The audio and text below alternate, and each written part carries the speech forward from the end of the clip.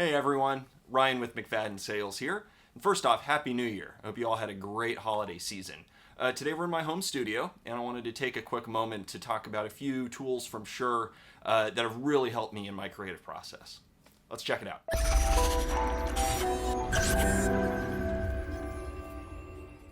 Okay, now the first few pieces from Shure that I'd like to talk about are some of their legendary microphones. And you already have your amazing musicians, your amazing guitars and instruments in your studio, and you want to capture them perfectly and accurately. Now Shure has an amazing lineup of microphones, of course, but we'll start with the classic here, the SM57. Now every studio owner or musician should own one of these. You can use it on virtually any source, even a bass guitar cabinet, percussion, a vocalist, doesn't matter. The SM57 is a great go-to microphone for how versatile and reliable it is. Now, I'm a guitar player. I also, like high gain, metal tones, and the SM57 is a standard for that style of music.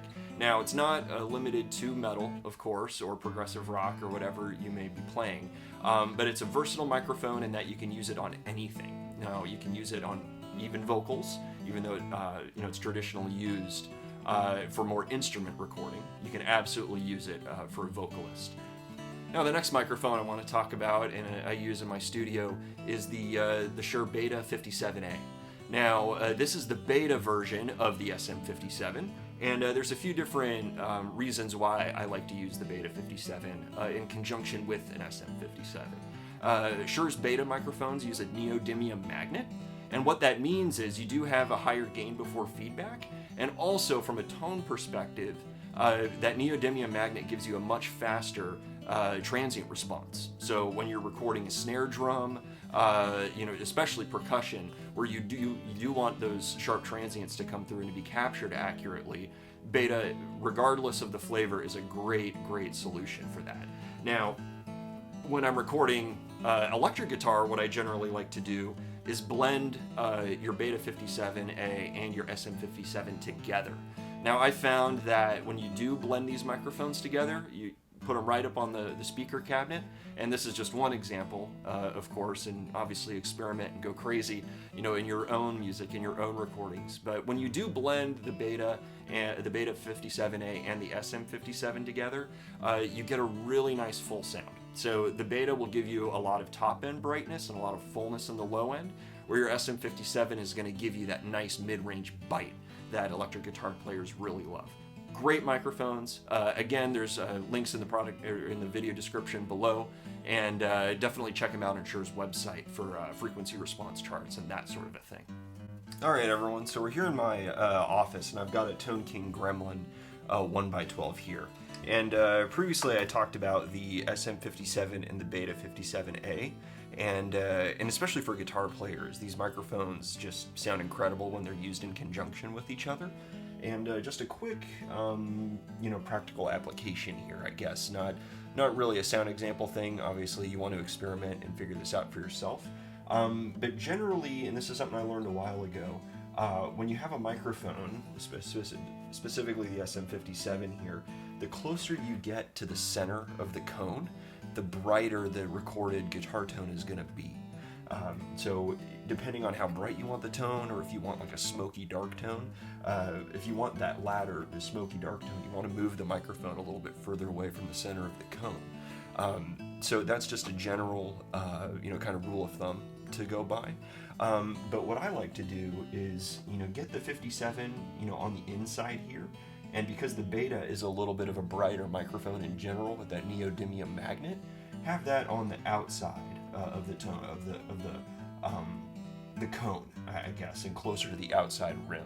That way you get a little bit more of a darker tone on the Beta, and you still get that brightness and bite on the 57 since it's on the inside closer to the center of the cone. But yeah, a couple mic stands, experiment, have fun, and definitely check it out. Now, the last microphone that I like to highlight from Shure is actually up here on my boom gooseneck thing here in my studio, and it's the SM7b.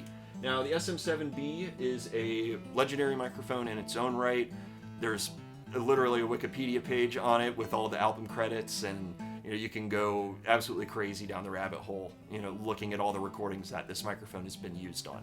But the SM7b, it's an extremely smooth sounding microphone, and it's used all over, even on podcasts and radio programs today, because of how smooth it is. It actually kind of has a really nice, pleasing, smooth top end, as well as in conjunction with the bass frequencies too. But I use this primarily for vocals. But I have it set up on this, kind of reticulating boom arm here, so I can get it, get in place for acoustic guitar recordings. But I use this for vocals primarily. I love how smooth it is. Also, you can experiment with it too. It doesn't need to only be used for vocals. One little trick that I found is when you put it on an electric guitar cabinet, it really smooths out that top end that I mentioned. Similar to what it does on vocals, it'll do that for electric guitar as well. So if you have a really pointy and bright Fender amp, put an SM7 on it. It'll smooth out those top end transients and those high frequencies, and you'll get a really pleasing, sweet tone. Now, obviously, the SM7 has a fantastic bass response, so it really lends itself to bass guitar cabinets, cellos, kick drums, that sort of a thing. You can even go nuts and experiment like Simon Phillips does when he uses these in his drum recordings in his own studio for room microphones. I've seen him do that on some videos, which is really, really cool to see. But with the SM7, the SM57, also the Beta 57, you've got an amazing array of tone available to you. And when you're using all of those microphones, your recordings are going to sound really clean and clear, and whatever you put into the microphones is what you're going to get out of it, which is something that I live by and really preach when I'm talking to friends and people that are inquiring about recording and that sort of a thing. Now, I've talked about some of the microphones that I use in my creative process and when I'm making music, and the microphones are extremely important and critical to having a successful recording session, right? But also when we need something to listen back to. And Shure has an incredible array of studio headphones that I use all the time. To check mixes, I have my Focals back here that I listen on, but it's always important to listen to your mixes and your music while you're creating on headphones. That way you're checking between different playback options, essentially, so you can check your mixes and make sure that your music translates to those that are going to be listening on AirPods or little earbuds or something like that.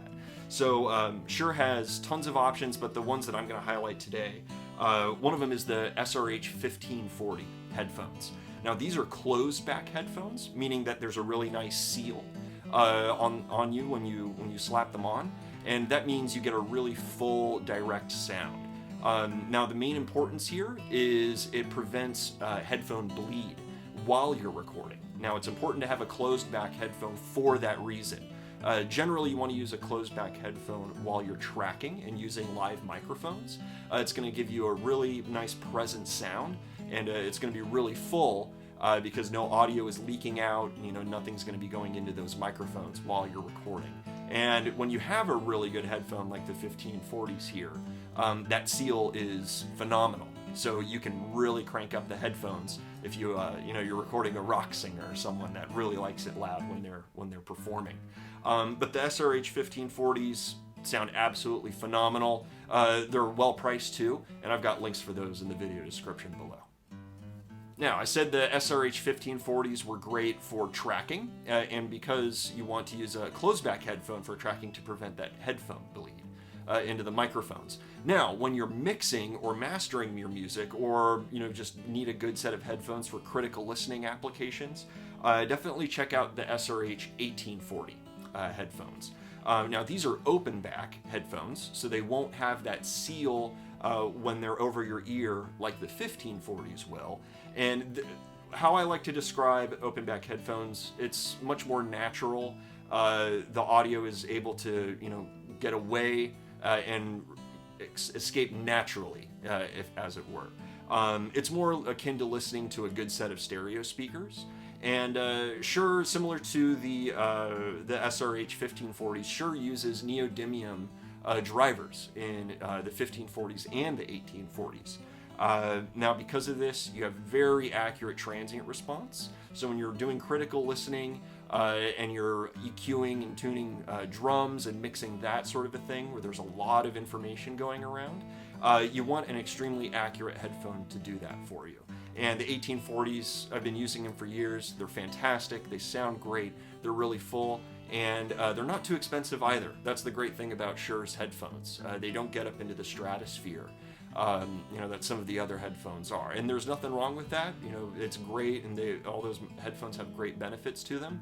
But for me and what I do, I really enjoy, a really nice set of headphones without getting too extravagant and, hurting the wallet too much. But Shure has SRH 440 headphones for a great workhorse. Those are right around $99. But the 1540s for closed back and the 1840s for an open back mixing mastering solution, those are my go-tos. So far we've talked about microphones and headphones from Shure.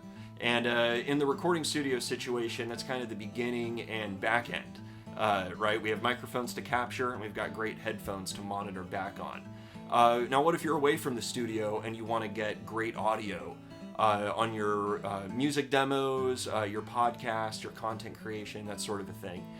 Personally, I've been using Shure's MV88 Plus video kit for a few months now, and it's really helped me quite a bit. I'm able to use my Android phone. I'm using a Google Pixel 2 setup, and actually I'm using it to record this video right now. So the audio you're hearing is through the Shure MV88 Plus. But this whole kit includes a phone tripod mount, the phone clamp itself, and the microphone. It'll work with iPhones or Android phones, and it's a great way to get phenomenal audio in your videos, right? So when you're creating songs and demoing, it's great to rely on that fantastic microphone. You don't have to worry about having crappy audio anymore, which is great. Also, I use it quite a bit when I'm doing playthroughs for my band. And I can record myself playing a song and send it along to the guys, and they can learn the song too really easily.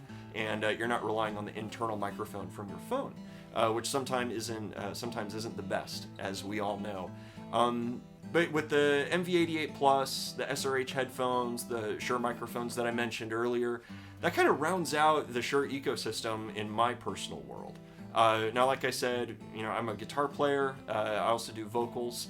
But whether anyone's coming into my studio to record, to do demos or full-blown records, I can rely on Shure, and I know everything's going to sound phenomenal because of that legendary reputation that they have. But if you have any questions about the microphones or the products that I mentioned in this video, definitely go to Shure's website to check it out. I've got links in the description below. Also, go to your local Shure dealer or contact your Shure representative, and we'll be able to help you out and get you more information.